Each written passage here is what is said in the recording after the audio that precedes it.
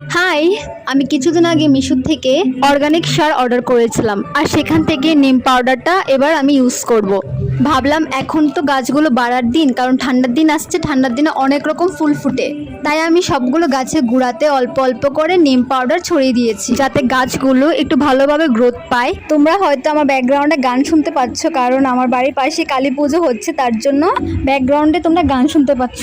এবার যেন আমার গাছগুলো আরো ভালোভাবে বেড়ে উঠছে, আর তাতে আমি খুব খুশি। আমার এই রেড সানফ্লাওয়ার গাছটা গতবার আমি অনলাইন থেকে এনেছিলাম এবং অনেকগুলো ফুল ফুটেছিল, আর সেখান থেকে আমি বীজ জমিয়ে নতুন করে গাছটা তৈরি করলাম এবং আশা করি শীত আস্তে আস্তে আমার গাছগুলোতে ফুল ফুটে যাবে। আমি কোনো গাছই বাদ দিইনি, প্রত্যেকটা গাছের নিচে আমি সামান্য সামান্য পরিমাণে নিম পাউডার ছড়িয়ে দিয়েছি, যাতে গাছগুলো আরো ভালো করে গ্রোথ হয় এবং খুব ভালোভাবে অনেকগুলো ফুল যেন ফোটে, আর আমার গার্ডেনটা যেন আরো সুন্দর লাগে। তো আজকের জন্য এতটুকুই, দেখা হচ্ছে পরের ভিডিও।